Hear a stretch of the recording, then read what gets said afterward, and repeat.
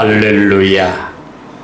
나는 여호와를 향하여 말하기를 그는 나의 피난처요 나의 요새요 내가 의뢰하는 하나님이라 하리니 이는 그가 너를 새 사냥꾼의 올무에서와 심한 연병에서 건지실 것이미로다. 그가 너를 그의 깃으로 덮으시리니 내가 그의 날개 아래 피하리로다. 할렐루야. 오늘도 이러한 고백을 할 수 있도록 은혜 주신 아버지 하나님께 진실로 감사함을 드립니다.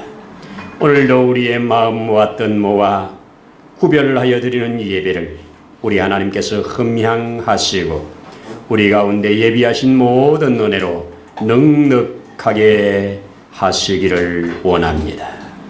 주의 시간, 주의 성령으로 각 심령에 함께하여 주옵소서. 하나님 아버지 앞에 받음직한 예배 또 예배자가 되기를 원하오니 주의 성령으로 온전히 주장하옵소서. 모든 예배의 시종을 우리 주의 거룩한 손에 의지하며 주 예수님 이름으로 기도드리옵나이다.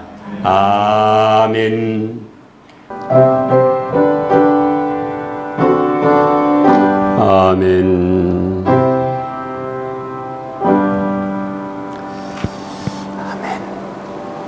아멘. 할렐루야. 감사합니다. 우리 함께 성경 엽니다. 오늘은 사사기 13장을 함께 열어서 1절로 5절 말씀 함께 보도록 하겠습니다. 사사기 13장 중에 1절로 5절 함께 읽습니다. 이스라엘 자손이 다시 여호와의 목전에 악을 행하였으므로 여호와께서 그들을 40년 동안 블레셋 사람의 손에 넘겨주시니라. 소라 땅에 단지파의 가족 중 마누아라 이름하는 자가 있더라.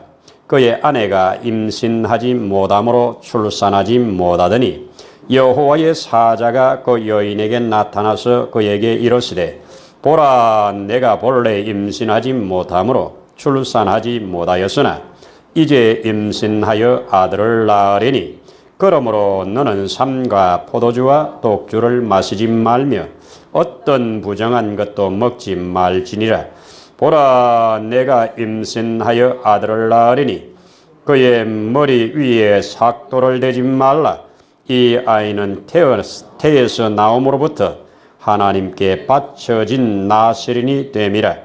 그가 블레셋 사람의 손에서 이스라엘을 구원하기 시작하리라 하시니. 아멘.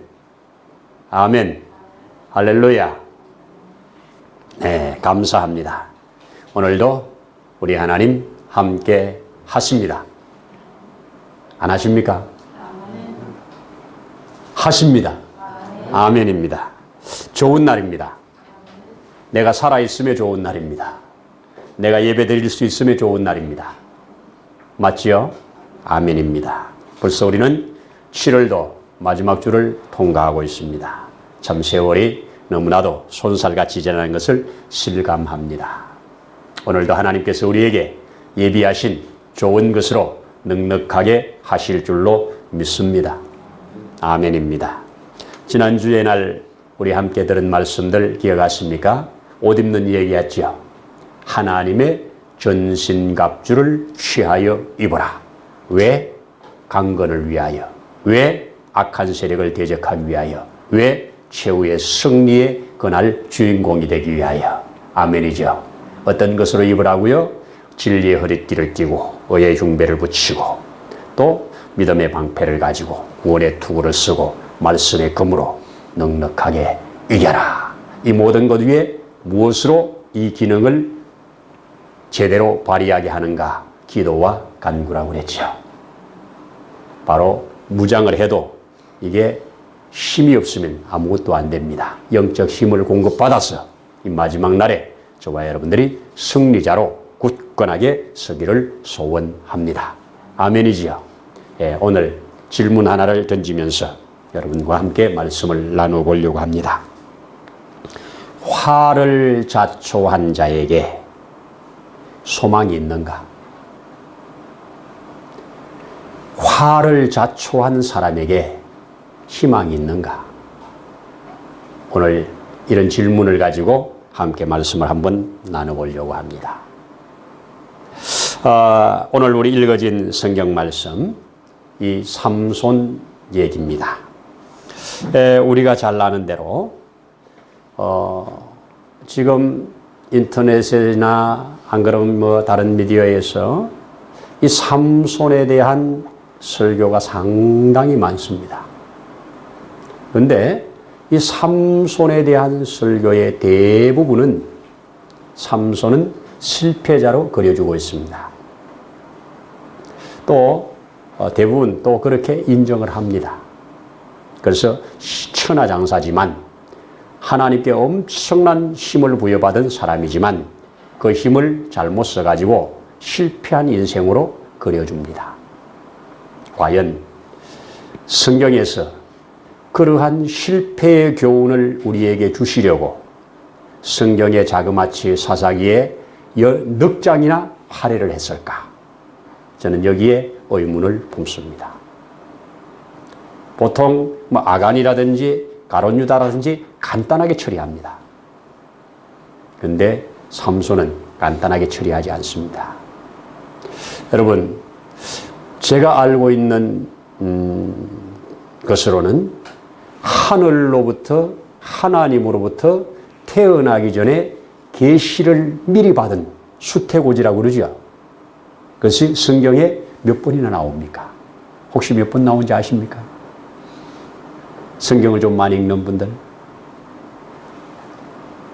어떤 사람은 4번, 어떤 사람은 3번 그렇게 말합니다. 4번 혹은 3번 그 이상은 안 나타난 것 같습니다. 4번을 포함시킬 때는 이 사무엘을 낳은 한나를 포함시켜 줍니다. 그러나 3번을 주장하는 사람들은 한나는 위로부터 받은 게 아니고 기도하는 중에 그 제사장으로부터 받은 거다. 그렇기 때문에 위로부터 직접 받은 것은 아니다. 이렇게 주장을 하는 사람들은 3번을 말합니다. 그 3번은 하나님께서 아브라함에게 이삭 낳게 할 때 주셨습니다. 그리고 신약으로 넘어와서 그 어두움의 시대에 암흑기 400년을 지나는 동안에 하나님이 요한의 탄생을 알려주는 장면입니다. 또 하나는 마리아를 통해서 예수님 보내시겠다는 얘기입니다.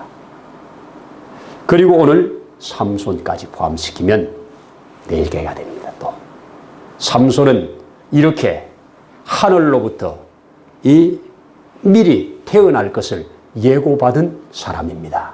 맞지요? 그는 오늘 성경에 단지파 사람이라고 말합니다. 사사들이 치리하던 시대에 12명의 사사 중에 우리 삼손은 마지막 사사입니다. 자, 이 단지파에 마노아라고 하는 사람이 있었는데 이 아내와 결혼을 해서 이제 사는 중에 그 가정에 자식을 낳지 못하더니 이렇게 시작을 합니다. 자식을 낳지 못하는 여인입니다. 근데 이 여인이 들에서 밭에서 일을 하는 순간에 하늘로부터 메시지를 가지고 온 사자가 내가 아들 낳을 거다. 아들 낳을 건데 그 아들은 나시린으로 너가 키워라. 이렇게 예고를 받습니다. 자, 이 예고를 받고 집으로 돌아와서 남편에게 이야기를 합니다. 남편이 기도를 합니다. 이 여인에게 계시하신 분이시면 나에게도 가르쳐 주세요. 내가 믿지 못하겠다 이거 아닙니까? 그랬더니 그 기도를 여호와께서 들으셨다고 오늘 성경이 말합니다. 여호와께서 들으시고 다시 한번 찾아오십니다. 또 여인에게 또 찾아옵니다. 여인은 급하게 집에 가서 남편을 데려옵니다. 데려와서 확인을 받습니다. 자, 이렇게 해서 때가 되매 낳았다는 표현을 쓰고 있습니다. 자, 이렇게 출생한 삼손. 그는 지금 자라는 모습을 우리 사사기 13장에서는 이렇게 표현해 주고 있습니다. 그 아이가 자라매 여호와께서 그에게 복을 주셨더니 소라와 에스다올 사이 마하네단에서 여호와의 영이 그를 움직이기 시작하니라. 요즘 우리 표현으로 아주 복스럽게 자라면서 여호와의 영으로 충만해서 여호와의 영의 인도함을 받으면서 자랐다는 표현을 오늘 우리에게 알려주고 있습니다. 자, 이러한 삼손의 출생을 우리가 보면서 이는 보통 일이 아니다 볼 수 있습니다. 특별히 이가 출생 이 과정에서 또 하나 볼 수 있는 것은 블레셋이 저들을 40년 동안 압제하고 있었다 하는 표현을 우리 읽었지요. 40년 동안 블레셋에 의해서 지배를 받고 있을 때입니다. 여러분, 사사기의 패턴이 뭡니까? 평안의 시대에 타락을 하고 타락의 시대에 압제를 받고 압제의 시대에 부르짖어서 사사가 나오고 사사가 나오면 다시 그들에게 구원이 이루어지고 평화가 이루어지는, 평화가 이루어지면 또 타락하고 타락하면 압제받고 압제받으면 기도해서 또 하나님이 구하고, 이 패턴이 사사기의 패턴입니다. 그런데 오늘 삼손이 태어나는 시점에는 이 패턴까지 깨어져 버렸습니다. 어떻게 깨어졌어요? 40년 동안 블레셋의 지배를 받으면서도 저들이 여호와께 부르짖었다는 표현이 없고요. 저들이 하나님께 구했다는 표현도 없습니다. 저들이 돌이켰다는 표현도 없습니다. 이제는 완전히 블레셋에 동화되어서 죄가 죄인 줄도 모르고 하나님의 백성으로서의 구별된 그 아무것도 모르고 그저 세상 바람 따라 물결 따라 흘러가는 시대입니다. 하나님의 백성으로서의 정체성을 완전히 잃어버린 시대입니다. 부르짖을 것조차도 없는 시대입니다. 이런 시대 하나님께서 찾아오심에서 시작합니다. 자, 이렇게 찾아오셔서 그에게 바로 내가 아들을 낳을 거다. 지금까지 아이를 낳지 못하도록 태를 닫고 계셨던 하나님께서 드디어 일을 하기 시작하는 데서 출발하지 않습니까? 하나님의 놀라운 은혜요 축복인 줄로 믿습니다. 자, 이렇게 해서 태어나서 이제 이렇게 자라다가 이 삼손이 드디어 결혼할 때가 됩니다. 결혼할 때가 됐는데 블레셋 여인과 결혼하겠다고 아버지한테 말을 합니다. 아버지가 이 우리 유대인 중에 사람이 없어서 블레셋 사람이냐 이러면서 가로막습니다. 그런데 성경은 우리에게 뭐라고 기록해 주고 있느냐? 이 14장에 보면 삼손이 블레셋을 치려고 블레셋 여인과 결혼을 통해서 블레셋에 드나들면서 블레셋을 치려고 하는 하나님의 뜻을 부모는 알지 못하더라. 부모는 알지 못했어요. 삼손은 하나님의 성령의 감동으로 내가 이 블레셋을 치려면, 블레셋을 약화시키려면 들어가면서 나가면서 이 처갓집을 이용하겠다는 겁니다. 자, 이런 얘기가 있습니다. 그리고 나서 그가 이제 결혼식을 위해서 올라가는 과정 속에 무슨 사건이 일어납니까? 그 소래골짜기에 이 포도원이 딥나 쪽으로 올라가는데 이 포도원이 있지 않습니까? 이 포도원에 사자가 한 마리 나와가지고 삼손을 공격하는 장면이 나옵니다.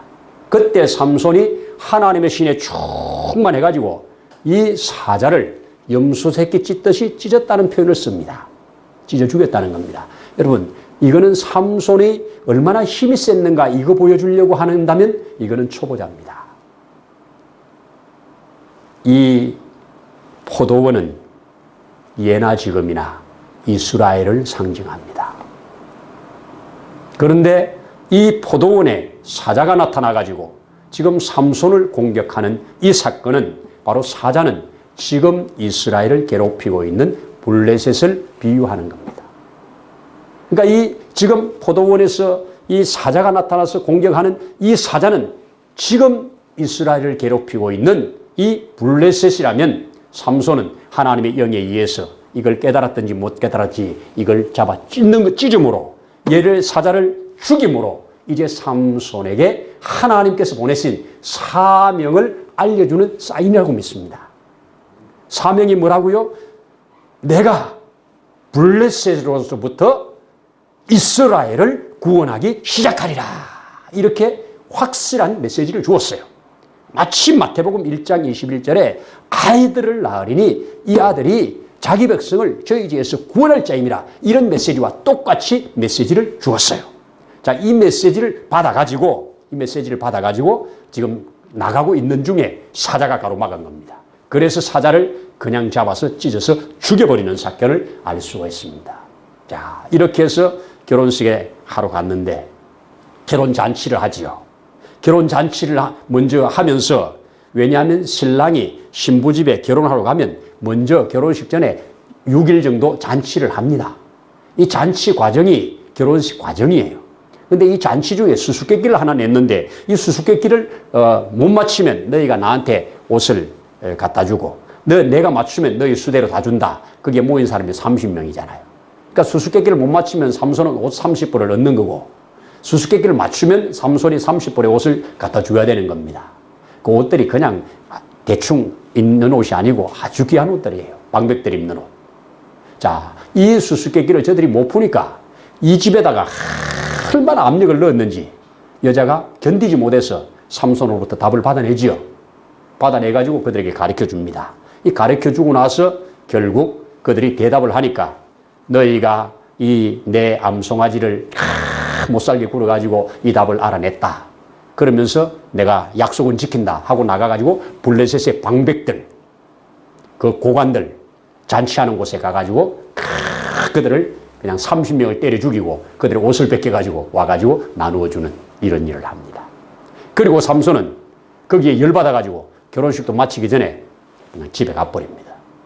그랬더니 그 집에서는 이 여자가 이 삼손이 가버리니까 삼손이 우리 이 딸을 좋아하지 않는구나, 결혼 깨졌구나 이렇게 생각하고 다른 사람한테 그냥 또 시집을 보내버립니다.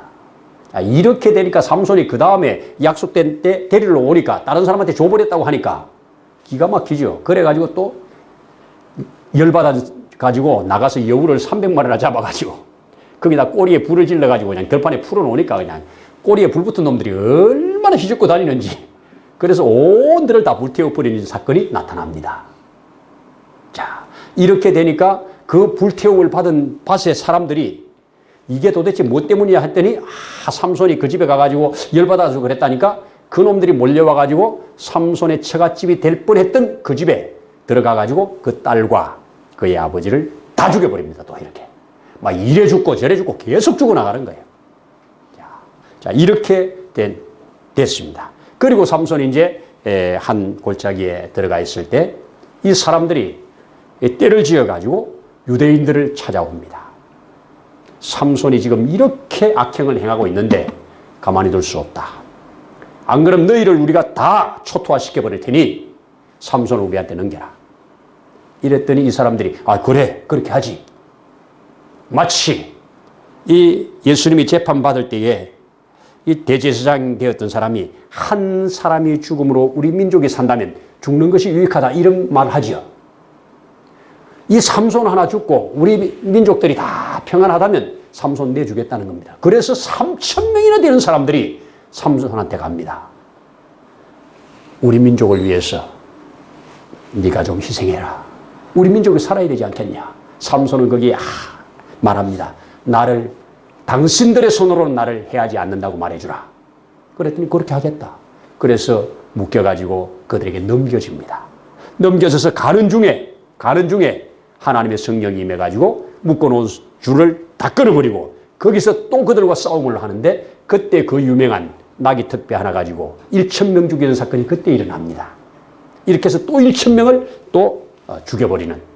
그리고 이제 기진맥진 해가지고 거기에서 목이 말라 내가 죽겠습니다. 그러면서 하나님께 부르짖는 장면 나오죠. 그러더니 옆에 우묵한 곳을 하나님이 주셔가지고 거기에서 물이 퐁퐁퐁 나와 그 물로 소성하는 장면도 또한 우리는 볼 수 있습니다. 자, 이렇게 지나갑니다. 그러다가 삼손이 또 한날은 저 기생집에 들어갑니다. 블레셋의 기생집에 들어가요.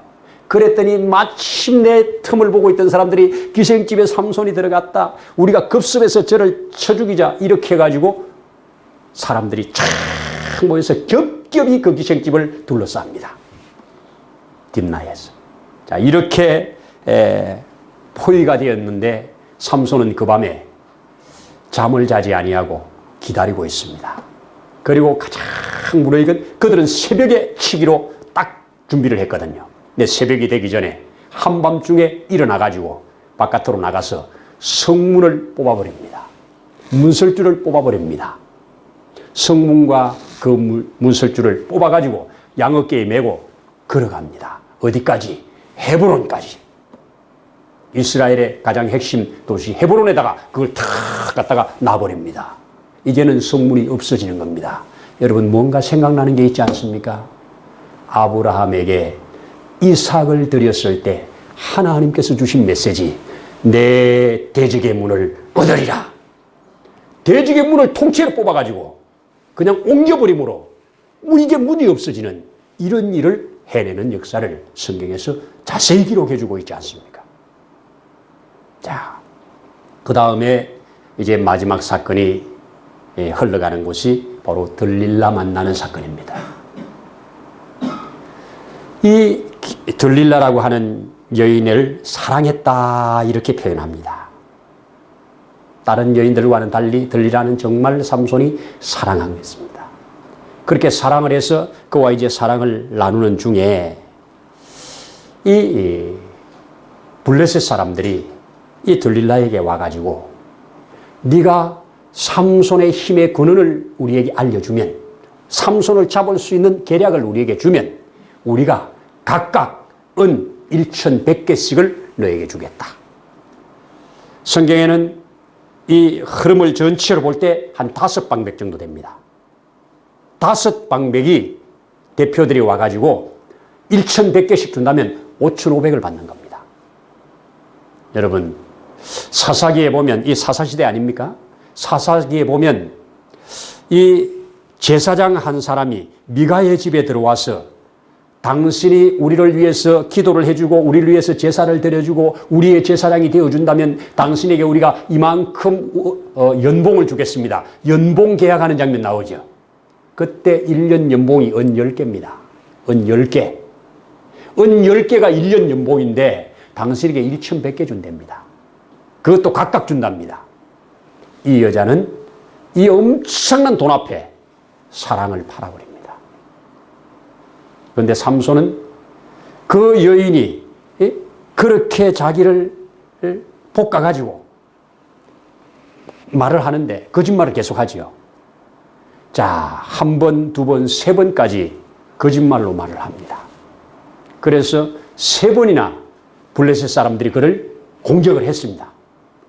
여러분, 이 여인 좀 자세히 보십시오. 제가 천국 가면 꼭 이 여인을 한번 찾아보고 싶은 여인이고, 천국 없으면 내가 삼손이라도 한테 물어보고 싶어요. 그 여인이 블레셋 여인이었어? 이스라엘 여인이었어? 성경에 안 나타나요. 다른 여자들은 블레셋 여인이다, 이방 여인이다, 소속을 가르쳐줘요. 그런데 이 여자가 살았던 곳이 소래골짜기인데, 소래골짜기는 이스라엘 백성들과 블레셋 고의 중간 지점이에요. 우리나라로 말하면 이제 철원처럼 북한하고 남한하고 경계선에 있어요. 그리고 소래골짜기라고 하면 포도원이 많은 포도원의 골짜기라는 별명을 가지고 있어요. 이런 곳에 살고 있는 여자예요. 그런데 이 여자를, 그리고 그 소래골짜기는 삼손이 태어나서 살았던 동네하고 아주 가까운 지역이에요. 이런저런 얘기로 볼 때 이 여자를 무조건 우리는 선입관념에 블레셋 여인이다, 블레셋 기생이다, 그러면 안 돼요. 기생이란 말 한 군데도 쓴 데 없고요. 그냥 이 들릴라라는 여인을, 소래골짜기에 있는 들릴라라는 여인을 사랑하였더니, 그러면서 사랑이 진행되고 있는 과정입니다. 그런 과정에서 이 사랑 싸움에서 결국은 삼손이 말을 하고, 말한 것이 거짓말로 드러나고, 거짓말로 드러날 때마다 블레셋 사람들이 공격을 받았거든요. 받았어요. 그런데 그 정도면 이제는 네가 나를 죽이려고 그러냐, 이렇게 나와야 되는데, 성경은 뭐라고 그러냐, 16장 16절에 그가 심히 고뇌하면서 번뇌하는 장면을 그려줍니다. 마치 예수님이 겟세마네 동산에서 심한 번뇌하는 것처럼 엄청난 번뇌를 하는 겁니다. 그러면 번뇌를 하면서 결국 이 여인의 말을 따라서 자기를 내어줘 버립니다. 자, 내어주는데 진실을 말해줍니다. 그 진실을 말해줌으로 그는 이제는 잡히게 됩니다. 눈도 뽑히게 됩니다. 연자맷돌을 돌리게 됩니다. 여기에 삼손의 연약이지요. 삼손의 넘어짐이죠. 넘어짐, 연약, 이 부분을 크게 우리는 부각시키지만 성경은 그것을 크게 부각시키지 않습니다.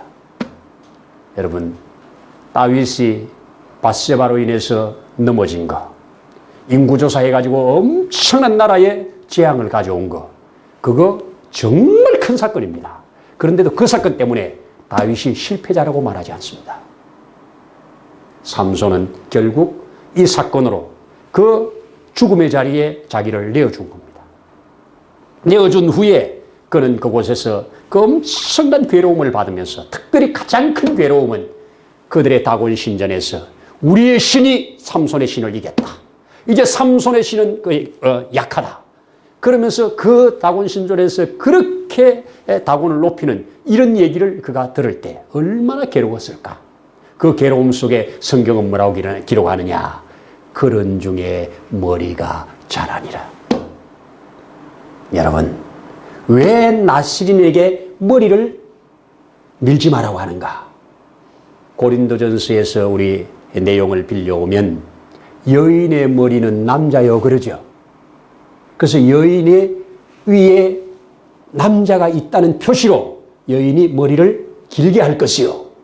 그리고 머리를 혹 짧게 한다면 내 위에 누군가가 너를 주관하는 주인이 있다는 뜻으로 꼭 수건을 써라 이렇게 표현하죠. 그게 유대인들의 그쪽의 관습이고 중동의 관습이에요. 그래서 머리에 수건을 쓰든지 긴 머리 여자는 내 위에 내 주인이 있어. 나는 결혼한 사람이요. 그 상징입니다. 그래서 창녀들은 결코 머리에 이걸 쓰지 않았다고 그래요. 나는 자유인이다. 나는 내 위에 아무도 없다. 이렇게 표현했다고 합니다.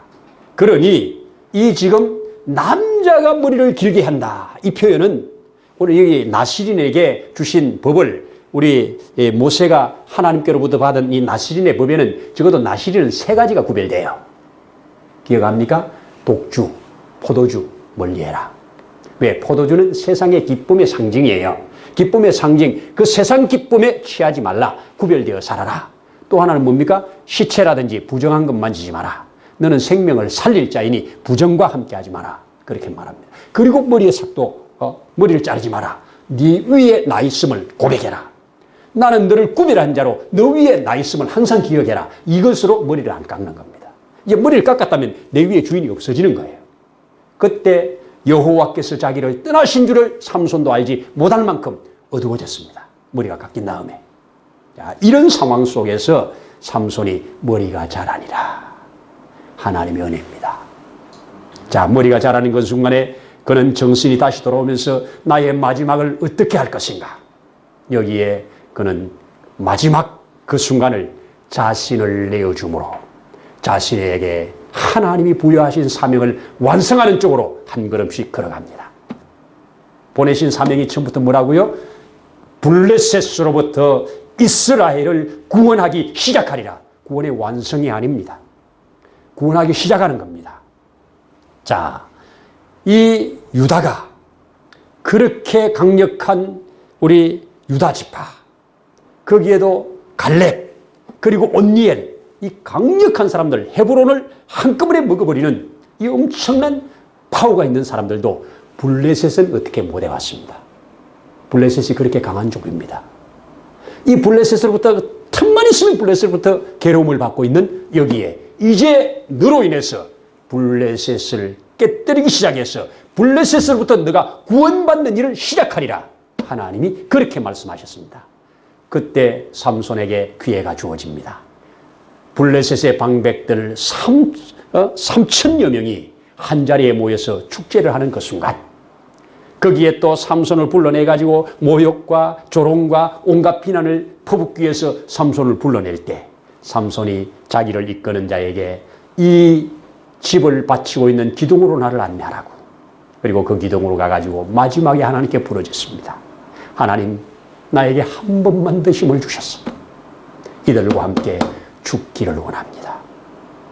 그리고 그는 하나님 주신 힘을 가지고 힘을 써서 3,000명이 함께 들어가 있는 그 그 집을 무너뜨림으로 3,000명이 몰살을 당하는 이 역사를 끝으로 삼손 얘기를 마칩니다. 자, 이렇게 삼손이 3,000여 명, 그 블레셋 나라 뭐 얼마나 컸겠습니까? 거기에 중요한 사람 3,000명을 한꺼번에 죽여버렸으면 이제 블레셋은 힘이 없는 나라가 됩니다. 여러분, 삼손은 비참한 최후가 아닌 하나님의 사명을 위한 장렬한 최후였습니다. 자신을 내어줌으로 사명을 이루는 사람이었습니다. 자신을 내어줌으로 자신의 민족을 구원해내는 하나님의 보내신 사명을 완수해낸 자였습니다. 비록 눈이 뽑혔고 비록 조롱을 당했고 비록 멸시천대를 당했지만 그는 그런 상황 속에서 자기가 사랑했던 들릴라에게 한 번도 원망을 하거나 네가 그럴 수 있냐고 말하지 않습니다. 어찌 보면 그 여인도 함께 끌어안고 같이 죽은 거라고 볼 수가 있습니다. 그래서 살려내는 이것이 성경이 말하는 복음 아닙니까? 처음에 드린 질문 우리 다시 새겨보시자고요. 화를 자초했지요. 자초한 것 아니에요. 화를 자초한 자에게 소망이 있는가? 하나님이 함께하는 자에게는 그 자초된 화를 하나님이 선으로 바꾸실 수 있습니다. 분명히 악은 악입니다. 악은 악이에요. 그러나 그 악을 선으로 바꾸실 수가 있습니다. 형들이 동생을 팔아먹은 거 악이지요. 저 보디발 장군의 아내가 이 자기의 뜻을 이루지 못했다고 감옥 보낸 거 악이지요. 이 악을 하나님은 선으로 이용하실 수 있는 분이십니다. 이 나라 이 민족 지금 얼마나 악이 무성합니까? 무성한 악을 하나님께서 선으로 바꾸시기 위하여 저들이 해야 할 일이 있다면 그거 감당하는 것이 오늘의 크리스찬이라고 믿습니다. 그래서 어중이 떠중이들 모여가지고 81개라고 하는 단체, 그 단체들 내가 쭉 봤더니 NCC 이쪽 사람들하고 캐토릭의 정의구현 이쪽하고 또 성공회 저쪽 하고 이런 어중이 떠중이 단체 같지도 않은 그런 단체들이 81개나 모여가지고 81개 단체에서 이 차별금지법 찬성했다 이러니까 많이 한 것 같아요. 가서 자세히 들어보세요. 진짜로 크리스찬 같지 않은 사람들 아닌가? 여러분, 저와 여러분들은 정신을 잘 차리고 실체를 잘 분석하고 어디에 서는 것이 하나님 앞에 서는 것인가 이거 잘 분별해야 합니다. 아멘입니다. 교회에서 성경이 말하는 것을 교회에서 말하고 성경이 금하는 것을 교회에서 금하고 성경이 아니라고 하면 아니고 이렇게 해나갈 수 있어야 합니다. 아멘 아닙니까? 자, 삼손은 철저하게 홀로 걷는 인생입니다. 3,000명의 민족의 지도자들이 그를 죽음의 자리에 내어줌을 당하는 이런 사람입니다. 삼손이 나가서 어디 싸울 때 누구 한 사람이라도 옆에 돕는 사람이 있었던가요? 1,000명을 때려 죽일 때도 한 사람이라도 있었던가요? 아무도 없이 주어진 사명을 위하여 홀로 한 걸음씩 뚜벅뚜벅 걸어가셨던 그 예수님의 모습을 너무나 오브랍되게 보여주지 않습니까? 오늘 이 시대에 하나님으로부터 부여받은 사명, 그 사명을 위하여 뚜벅뚜벅 걸어가는 자들이 이 대한민국의 목회자들로 아니면 우리 모든 성도들로 그런 자들이 그런 사명을 가지고 걸어가는 동안은 하나님은 분명히 화를 자초한 그를 통해서도 하나님은 소망을 가지고 희망을 가지고 이를 이루어내시고야만은 이런 역사를 우리 믿으면서 가십시다. 기도드리십니다. 하나님 아버지 고맙습니다. 감사합니다. 성경을 우리에게 기록해 준 것이 바로 교훈과 책망과 바르게 함과 의로 교육하기에 유익하기 때문이라고 말씀하신 것을 듣습니다. 우리로 이 세상을 살아가는 동안 하나님께서 우리를 이 땅에 보내신 그 목적과 이유를 알고 거기에 발걸음을 맞추어 갈 수 있기를 원합니다. 때로는 우리가 연약하고 부족하여 넘어지지만 넘어진 자리가 실패의 자리가 되지 않고 오히려 하나님 앞에 더 그 사명을 이루어가는, 그리고 그 사명을 이루어가는데 더욱 분명해지는 그런 현장들이 되어지기를 원합니다.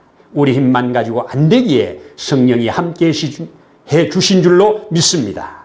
우리도 늘 그 성령의 인도함을 받으면서, 그 조명을 받으면서 그 성령의 그 합당한 삶으로 나아갈 수 있도록 도와주시고, 주님이 대한민국을 하나님의 능력의 장중에 품어주셔서 결코 거짓이, 결코 악한 모략이 성공하지 못하고 하나님의 거룩한 뜻이 이루어지는, 그래서 전 세계 열방에 복을 흘려내는 대한민국 되어지기를 소원하오니 주여 축복하시고 주장하여 주옵소서.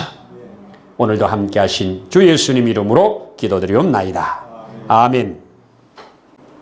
우리를 영원한 저주에서 속량해내시려고 자신의 생명을 제물로 삼아내신 우리의 구주 예수 그리스도의 거센 은혜와 그 아버지 하나님의 다함이 없으신 사랑하심과 보혜사 성령님의 때마다 일마다 도우시는 역사가 오늘 이 땅 가운데 사는 동안 하나님의 부르심의 목적을 깨닫고 그 목적을 향하여 나아가는 모든 심령 위에, 가정 위에, 세우신 몸된 교회 위에 이제로부터 영원토록 함께 하시기를 간절히 축원하옵나이다. 아멘.